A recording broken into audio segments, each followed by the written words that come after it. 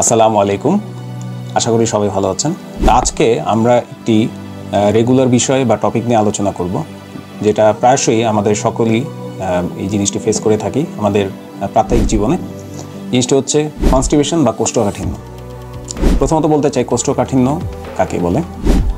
কোষ্ঠকাঠিন্য হচ্ছে এমন একটি উপসর্গ যে কারণে রোগীর স্বাভাবিক যে মলের যে কনসিস্টেন্সি বা ঘনত্ব সেটা প্রয়োজনের তুলনায় অতিরিক্ত থাকে, যার জন্য কঠিন মল পাস হয় এবং রোগী কিছু সমস্যা ফেস করেন বা সম্মুখীন হন। স্বাভাবিকভাবে 1 বা 2 দিন পর পর কারো মল ত্যাগ হয়, সেই ক্ষেত্রে দেখা যায় যে কোষ্ঠকাঠিন্য বিষয়টি প্রকট হয়ে যায়। তো শুষ্ক এবং কঠিন মল যখন শুরু হচ্ছে, সেক্ষেত্রে আমরা দেখতে পাই যে রোগী কিছু কিছু সমস্যার সম্মুখীন হয়। প্রথমত তার বাউল পাস বা মল ত্যাগে জটিলতা।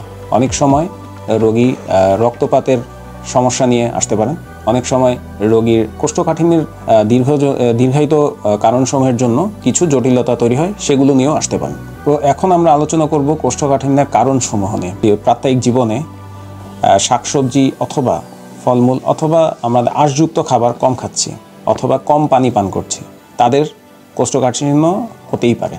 অনেকের দীর্ঘায়িত রোগের কারণে অথবা অনেক ওষুধ গ্রহণের কারণে কোষ্ঠকাঠিন্য হয়ে থাকে। অনেক ক্ষেত্রে দেখা যায় রোগীর স্বাভাবিক বা বাউল ট্রানজিট টাইম অথবা যে কারণে আমাদের স্বাভাবিক প্রক্রিয়ায় মলত্যাগ হয়, সেই তুলনায় সময় অতিরিক্ত নেয়ার জন্য কোষ্ঠকাঠিন্য হয়ে থাকে।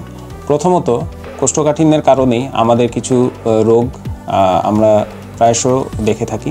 তার মধ্যে অ্যানাল ফিশার বা পায়ুপথে ফিশার, তারপর হেমোরয়েড বা অশ্ব, এই ধরনের সমস্যা প্রায়শ রোগীরা এই ধরনের সমস্যা নিয়ে আমাদের কাছে রিপোর্ট করে থাকেন। কোষ্ঠকাঠিন্যর জন্য যেই ধরনের সমস্যাগুলো হচ্ছে, দীর্ঘস্থায়ী রক্তপাতের কারণে অনেক সময় রক্তশূন্যতা দেখা দিতে পারে, কিন্তু সেক্ষেত্রে আমাদের অবশ্যই প্রথম এবং প্রধান কারণ কোষ্ঠকাঠিন্যকেই আইডেন্টিফাই করতে হবে। পায়ুপথের রোগ হিসাবে অ্যানাল ফিশার যে সমস্যাটি হয়, সেটি হচ্ছে যে পায়ুপথের যে আমাদের মিউকোসা বা নরম যে লেয়ারটি থাকে, সেখানে যদি চিপ ধরে যায় শক্তমল পাস করার জন্য, সেক্ষেত্রে রোগীর রক্তপাত, ব্যথা এবং এই ধরনের সমস্যা সম্মুখীন হতে পারেন।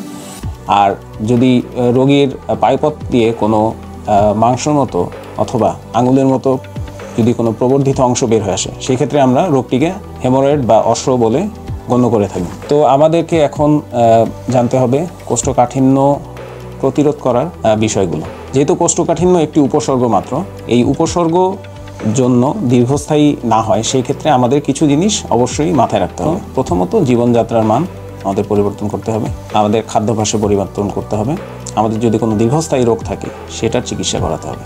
আর কোষ্ঠকাঠিন্যের ক্ষেত্রে জীবনযাত্রার মান পরিবর্তনের জন্য প্রথমত আমরা জোর দিই শাকসবজি, ফলমূল, পানি এবং আঁশজাতীয় খাদ্য প্রচুর পরিমাণে গ্রহণ করা, যার জন্য আমাদের যে মল রয়েছে সেটি নরম থাকে এবং দীর্ঘস্থায়ী ক্ষেত্রে শক্ত মলের জন্য যে ধরনের সমস্যা পায়ুপথে তৈরি হয়, সেগুলো যেন আমরা এড়িয়ে চলতে পারি। কোষ্ঠকাঠিন্যর জন্য যদি আমরা জীবনযাত্রার মান পরিবর্তনের মাধ্যমে এই বিষয়টি কন্ট্রোল অথবা সমাধান না আসতে পারি, সেক্ষেত্রে হয়তো আমরা কিছু ওষুধ দ্বারাও কোষ্ঠকাঠিন্যটি নিরাময় করতে পারি। কোষ্ঠকাঠিন্যের নিরাময়ের জন্য আমরা অনেক ক্ষেত্রে কিছু লিকুইড অথবা লেক্সিটিভ টাইপের ওষুধ দিয়ে থাকি, সেটা ট্যাবলেট আকারে অথবা লিকুইড আকারে যেতে পারে।